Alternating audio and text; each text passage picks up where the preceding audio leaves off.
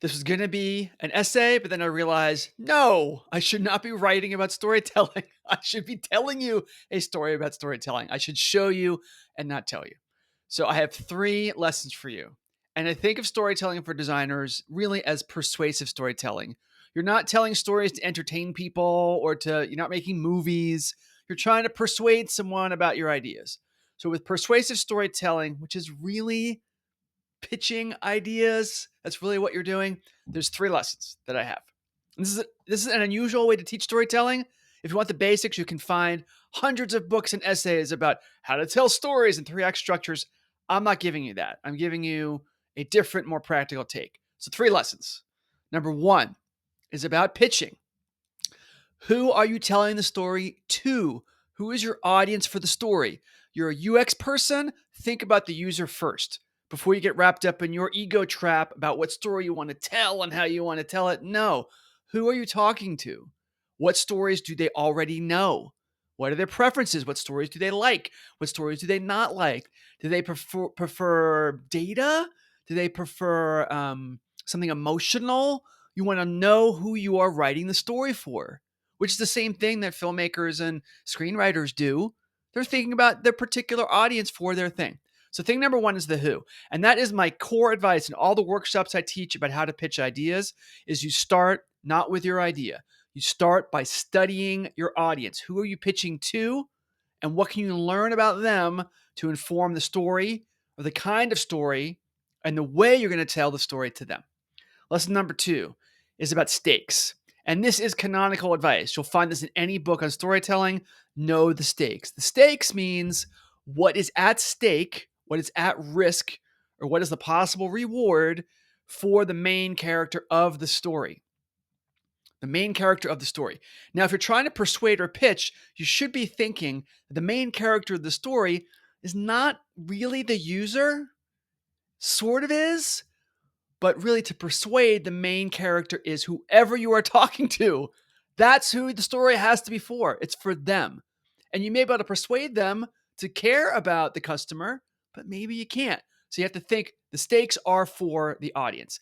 And storytelling, classic 3-act structure, hero's journey, stakes means something like typical hero's journey story. There's a village and there's a young boy or young girl, and they're happy. The village is great.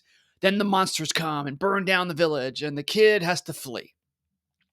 And then the story is, can the kid climb the mountain and get around the dragon to get the magic ring to restore their village and save their family? The stakes are, can they save and restore the world, the great world that happened before the monsters came?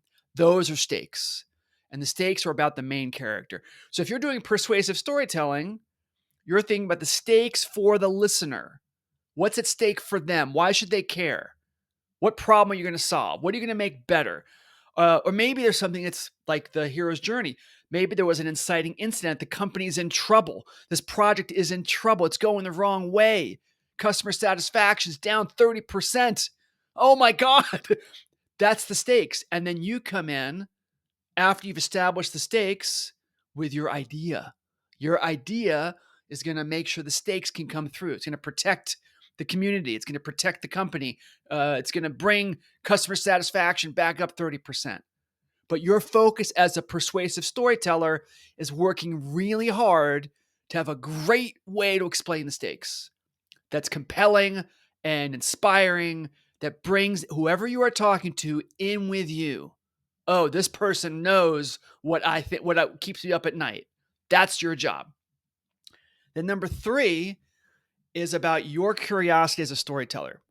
And if you're a designer thinking about storytelling, the first thing I can tell you is don't talk to other designers about storytelling. They are not the best source for this. They're not. The best storytellers, persuasive storytelling, are marketers, advertisers, and salespeople. That is the core part of their job. Can they persuade someone to take an action that benefits their agenda? That is the heart of their job. You want to learn from them. Designers love, storytelling for designers. Oh, for me. Go to them, watch them, learn from them. And the easiest way to do that is advertising. The easiest way to do that is to become curious about how advertising works. how sales pitches work, because they're doing the same thing. They're thinking about who, they're establishing stakes, and then they're delivering value based on those stakes. So I love looking at infomercials for this reason. ShamWow, Slap Chop, all the crazy, goofy, gimmicky gadgets have these 30-minute infomercials, which are basically ads, where they do all this and they do it quickly. They do it in an entertaining way. In a typical infomercial, it takes about 10 seconds for them to establish the stakes.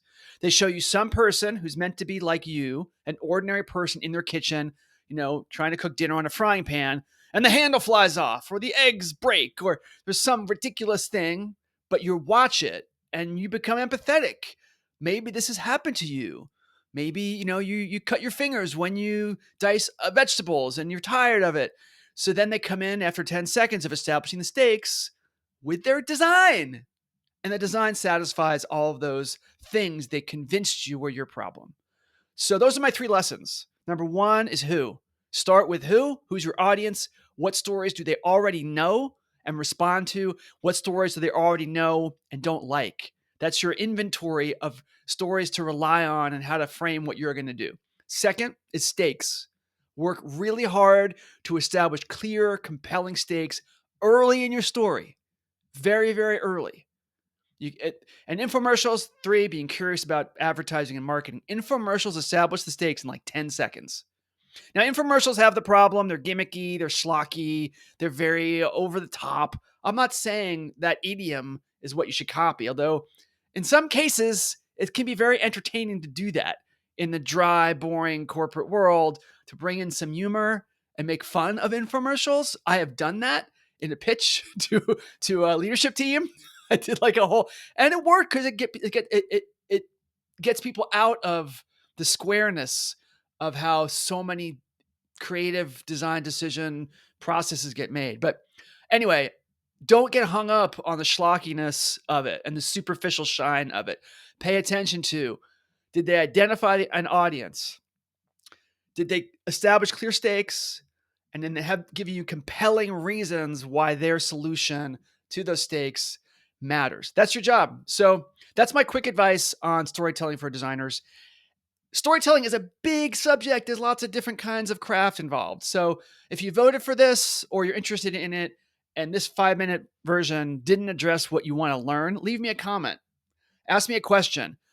I could talk about storytelling for hours. I've taught workshops on pitching ideas and storytelling, but you have a specific reason why you're still watching this video. Please tell me what it is, and then I can address it and try to help you out. So hope that helps, or at least entertains you. And for $9.99, you can get Scott's latest book. No, I'm kidding. That'd be funny if I did an infomercial in a thing about storytelling where I talk about infomercials. But I hope you have a good week and that this gave you what you want. Okay, bye.